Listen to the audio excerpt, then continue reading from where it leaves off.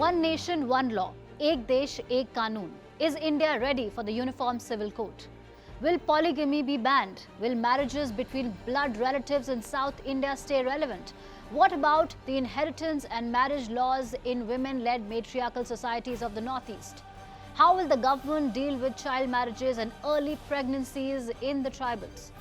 Will there be equal inheritance rights for sons and daughters across the country? What will happen to the Hindu undivided family concept and the tax benefits? What about Goa that allows polygamy for Hindus under rare circumstances? Today on The Whole Story, let's try to understand this complex issue in the most simplified manner. What is a uniform civil code? Well, it was one of the three key promises of the BJP along with the abrogation of Article 370 from Jammu and Kashmir and the construction of Ram Temple in Ayodhya. The idea of a uniform civil code is to have a single law for all citizens of India, irrespective of their religions, to govern their personal matters like marriage, divorce, maintenance, succession, inheritance, guardianship, custody. Now, so far, all personal matters like these were governed by personal laws of each religion.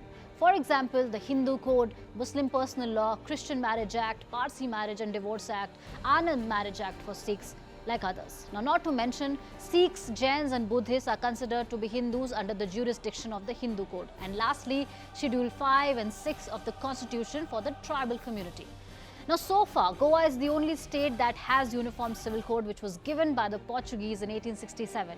And Uttarakhand has become the first state to complete the UCC draft, which is expected to be a template for the rest of the country. So why is everyone talking about it now? On June 14, the 22nd Law Commission invited public and religious organizations to share their views on UCC within 30 days.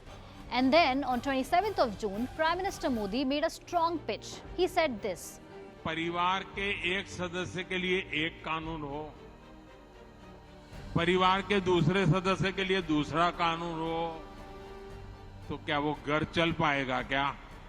What does the government want to bring in uniform civil code?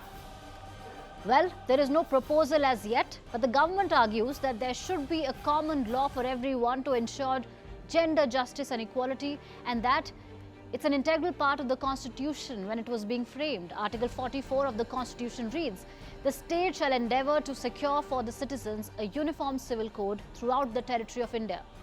Those in favour of UCC say that if a uniform civil code is enforced, it would be able to fix the minimum legal age for marriage, abolish bigamy or polygamy, and resolve issues around interfaith marriages, ending the injustices in traditional practices for women especially. For example, under the Parsi Marriage and Divorce Act 1936, any woman who marries someone from another religion loses all rights to Parsi rituals and customs. But if UCC comes, this provision might be abolished. It might also put an end to polygamy in the Muslim community. Many Muslim women and activists had raised concerns about consent, triple talaq, polygamy and nikah halala. While triple talaq has already been declared unconstitutional by the Supreme Court of India, the remaining issues continue to be a big concern. The minimum marriage age for Muslim women is when they attain puberty. I want to clarify something here. These are just expectations, as so far there is no clarity on what the proposal is. But the road to UCC, the Uniform Civil Code, is not an easy one, and there are strong challenges from all corners. The biggest challenge is coming from the tribal community, a few Muslim groups, BJP allies in Northeast, some Sikh groups and the opposition parties. According to the All India Muslim Personal Law Board, a Uniform Civil Code goes against the Muslim personal law. They have called it politically motivated to divide the country on religious lines. Many critics are calling it a majoritarian project that will impose the laws of the majority community on minorities.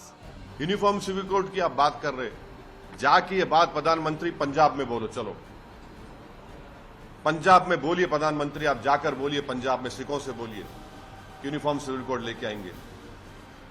Punjab के लोगों को बोलिए, देखिए क्या reaction होता। और प्रधानमंत्री uniform civil code के नाम पर फिर से कह रहा हूं, हिंदू सिविल कोड की बात करना चाह रहे हैं, उसको लाना चाह रहे हैं, उनका मकसद वही है। और एक क्या है कि मकसद क्या है कि टारगेट करो भारत के मुसलमानों को, उनको ह्यूमिलेट करो। नहीं, पहले तो आप बताइए प्रधानमंत्री जी, देश को बताएं कि उनका प्रपोजल क्या है। वो देश के सामने जो यूनिफॉर्म सिविल कोड की बात करते हैं, वो किस चीज़ पे यूनिफॉर्मिटी चाहते हैं। Another major and significant challenge comes from the tribal community. This is important. 30 tribal groups from Chhattisgarh, Odisha, Jharkhand, Nagaland, Meghalaya, Mizoram and other parts of the country have opposed uniform civil code. Let me give you some examples and throw some light on why there are these concerns. Now, among the Garo community, the youngest daughter becomes the family heir, whereas in Santals and Kols, women have no rights to property. Let's also talk about the marriage rights. Now, right now, a Hindu man can marry at the age of 21, while a woman can marry at the age of 18. But in many tribes in India, that age limit is much lower. Now, Vanvasi Kalyan Ashram, which is an RSS affiliate, fears that if UCC becomes a law, many people from the tribal community will be sent to jail for early marriages and bearing children.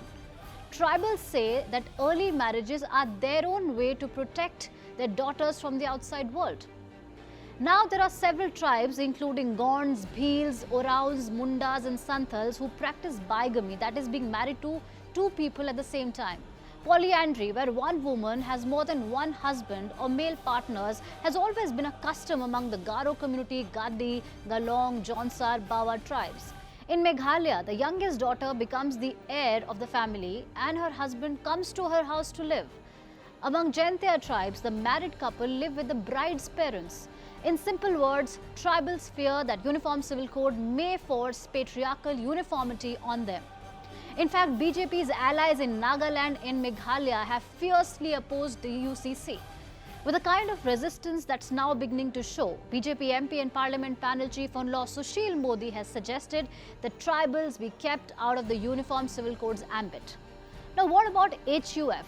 Another concern is the HUF, Hindu Undivided Family, and the tax benefits that come along with it. Will it be done away with too? Simply put, Hindu families can save taxes by creating a family unit and pooling in assets to form an HUF. It is taxed separately. Now, Buddhists, Jains and Sikhs can also form an HUF. It has its own PAN and files tax returns independent of its members. Now, where do the political parties stand on this? Congress, National Conference, Trinamool Congress, JDU, RJD, Samajwadi Party, the left have accused Modi government of using the UCC as a political tool ahead of Lok Sabha elections next year. BJP allies in Nagaland, Nationalist Democratic Progressive Party, the National People's Party in Meghalaya and AIDMK in Tamil Nadu have opposed UCC. Surprisingly, the Aam Aadmi Party has said that it supports UCC in principle but would extend support only after all stakeholders are taken into confidence. The Shiv Sena too has adopted a wait and watch policy. All eyes are on the Law Commission's deadline that has sought views on UCC. The deadline ends on 14th of July. Meanwhile, as per sources, the government has begun internal deliberations. Smriti Irani, Arjun Ram Meghwal and G. Kishan Reddy are the members of group of ministers that has begun deliberations on the Uniform Civil Code.